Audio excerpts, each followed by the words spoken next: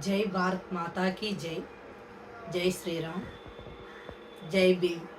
ఈరోజు మరి ఆ మహనీయుడు అంబేద్కర్ గారి జయంతి అనగానే ఎందుకంటే నాకు తెలిసిన ఒక కొద్దిపాటి సందేశాన్ని పంచుకోవాలని అందరితో అనిపిస్తుంది.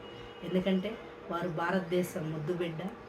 వారు ఎన్నో పరిస్థితుల్ని చవిచూసి మంచి సమాజ నిర్మాణం కోసం వారు పడ్డ తపన, వారు చేసిన కృషి, బడుగు బలహీన ప్రజల కోసం వారు తపించిన ఇది చాలా గొప్ప విషయం.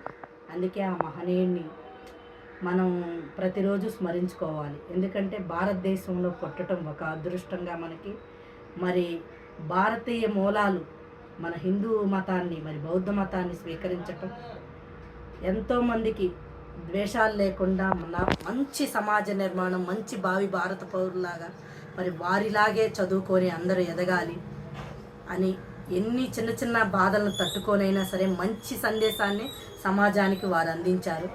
అలాంటి మహనీయుడికి ఈ వర్ధంతి రోజో జయంతి రోజో దండలేయటం కాదు, వారి ఆశయాలకు అనుగుణంగా అంబేద్కర్ మావారే అని చెప్పుకునేటువంటి ప్రతి సోదరుడు కానీ సోదరి కానీ వారి ఆశయాన్ని ముందు వారి ఎలా సరే మనిషి జీవన విధానంలో ఎలాంటి వారికైనా ఎన్నో అవదొడుకులు ఉంటాయి, కానీ అవన్నీ వారు దాటుకుంటూ మెట్టుపోయి మెట్టు ఎక్కి ఇలా భారతదేశ చరిత్రలోనే ఒక ముద్దు బిడ్డ. అంటే అసలు ఆయన గురించి తెలిసింది నాకు చిన్న ఆవగించంతే, కానీ మహాత్ములు ఎంతోమంది వారి పుస్తకాలను చదివి వారి కుల మతాలకి అతీతంగా కూడా వారు ఏం చేశారు, వారు ఏ మతాన్ని స్వీకరించారు, వారు ఎలా జీవించారు అనేదే వారి పట్ల ఆకర్షణీయంగా అయ్యారు.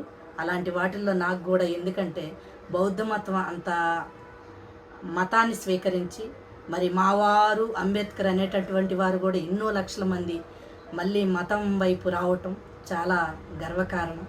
అలాంటి మహనీయుడిని ఆశయాలకు అనుగుణంగా ప్రతి వాళ్ళు ఏ కులము ఏదైనా సరే ఎందులో తక్కువ ఎక్కువ అనేది ఏం లేదు. ఫలాని వారికే అంబేద్కర్ మావాడు అనటానికి ఏమి లేదు.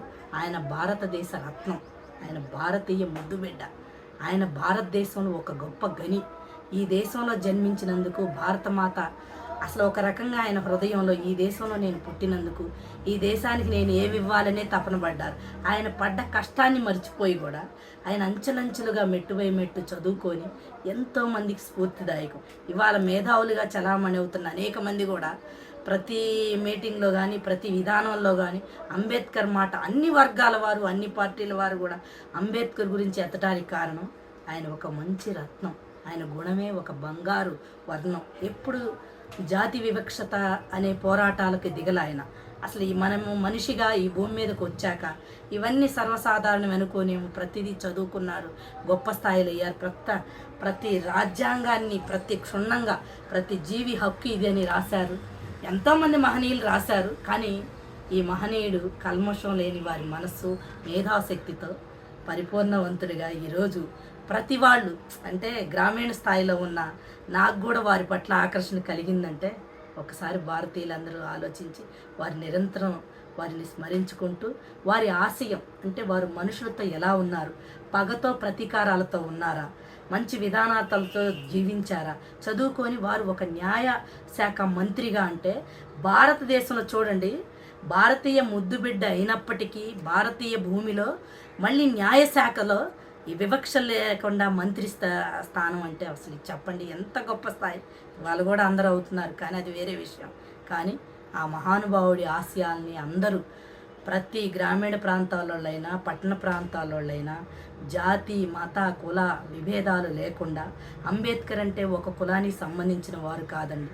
అందరూ గుర్తుపెట్టుకొని వారి ఆశయ సాధనలో అందరూ ముందుకు సాగాలని కోరుకుంటూ సెలవు తీసుకుంటున్నాను.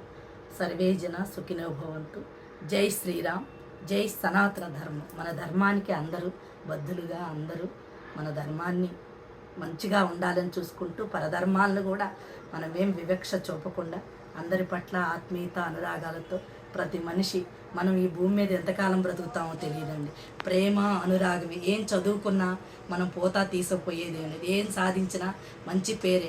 అంబేద్కర్ గారు కూడా ఈరోజు ఇన్ని చదువులు, ఇన్ని డిగ్రీలు, ఇన్ని మంత్రిత్వ శాఖలు చేసిన ఈ భూమి మీద గడిపిన క్షణాలే ఆయనకి శాశ్వతంగా తరతరాల ప్రజలకి గుర్తుండిపోయారు.